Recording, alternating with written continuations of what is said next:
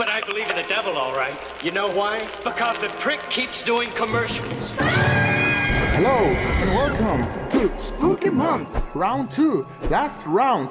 Cue the... He had an existential crisis out of his lack of imagination. Then, we took a character archetype and using a balance between deadly sins and heavenly virtues to describe it, we created a monster and now we're following the same gimmick because he is a lazy scrub. So, who's next? I wondered for months. It was just a couple of weeks ago. Shut up, you dweeb! What's the difference anyway? Whole year feels like an endless dream, and so I wondered, so after analyzing the given recommendations, I realized there are so many archetypes in the world, but there isn't enough love. And as the cockroach said, all you need is love. But what is love? Baby, don't hurt me. And hurt equals pain, the king of pain. King, awesome again. Who played that? A group of friends. And who's in that group of friends? Oh, a tomboy. And so it was decided.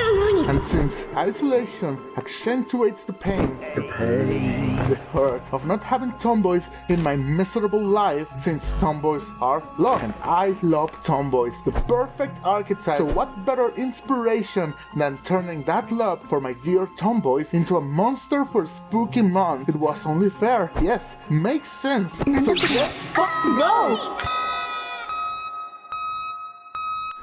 I can't.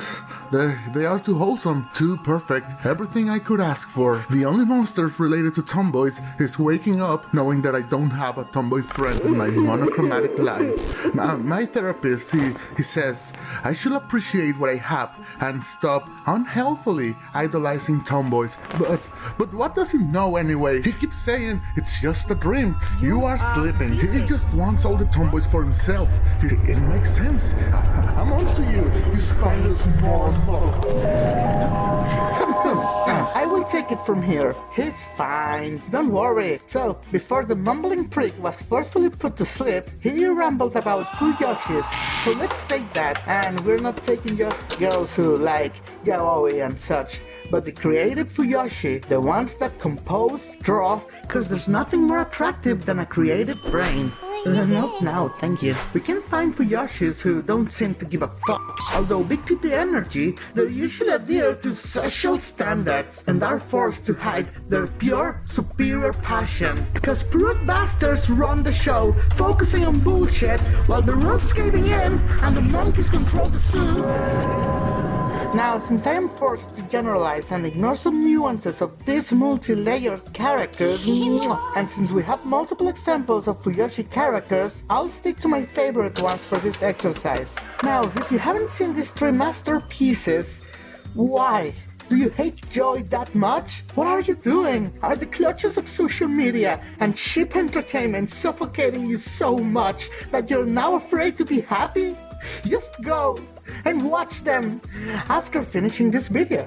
In our top tier Fuyoshi trifecta, we can see that they are responsible with homework and duties overall. They can crunch their hobbies to reach deadlines, but they won't neglect the responsibilities. They may not be perfect students, but they are really good. So for this I wanted the monster to be always working. So Thoron having this structure around her, where her top is always focused on her canvas, using these magnifying glasses and contraptions. While moving around, she will walk on the roof or on walls, since she's not actively looking for praise, but some oily ink will drip from the structure, which leaves this trail that works as a trap, since these are residues of her creative energy, so flapping limbs can spawn from this, grasping and scratching anyone walking by, turning them into reference material. With the highlighted Holy Trinity, they take so much shit from their circle of friends, and although they are usually composed and patient, they do burst out, quite understandably so. They are not saints, that's for sure, so it tips towards patience, but let's leave it more neutral. They all defend themselves, but I don't see them as conflictive or aggressive, which brings us to... They are kind, without a doubt, and willing to put themselves through some hard times for the sake of their friends. They are observant and will act based on what they see in order to keep some support. So, observant, focused on their passion, not really aggressive, but will put on a fight. For this, I thought on having her working on a settled structure instead of walking around, which goes better with her work-focused theme. With this, it will be more of a challenge to reach them, since the path towards her will be a treacherous one, both metaphorically and literally. As mentioned before, they are hardworking, Slop is nowhere near to them. but inevitably, their passion tends to bleed into their daily lives, shipping their classmates together or sketching on their notebooks during class, a danger to them when their well-behaved appearance starts cracking once others peek into their passion, which they usually react with utter shame.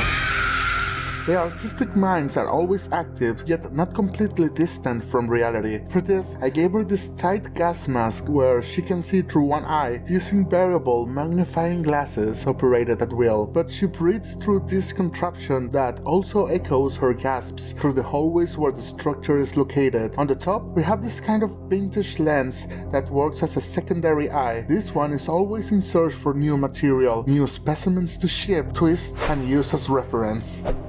Lost all the way, by all means. Same as before, I gave her some sex appeal to the most human part of the body, with belts and S&M garments, just cause it's fun. Speaking of fun, I thought it would be cool to have these canvases made out of flesh, where she exhibits her victims' bodies in twisted, erotic poses, only those she considers her best works, with some classics like a Cabedon and such, but never her masterpiece.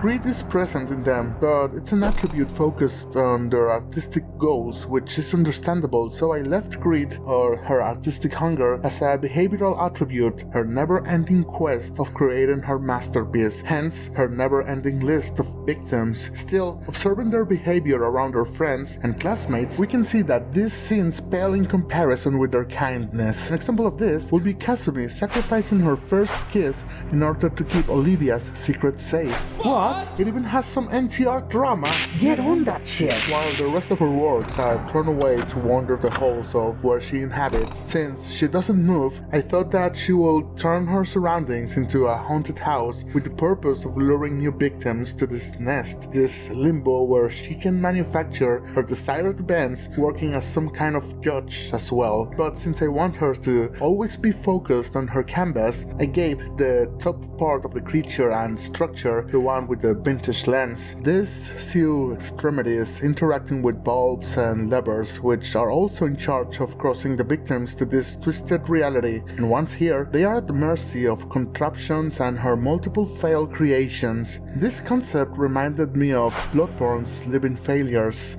and by correlation, to me. So all her failed art projects, all these creatures will be puppeteered in perpetual torture, scattered around in order to drive the next victim to a state of utter despair, to the point needed to reach her vision, following the cycle, her ritual, always aiming to create her masterpiece, since she is the architect of her own endless punishment. We hope that this was of your liking. Spooky month has come to a close. That's all from me. Thank you. Enjoy your evening. We will be here, trapped as the endless sleepers we are. It's hardly therapeutic.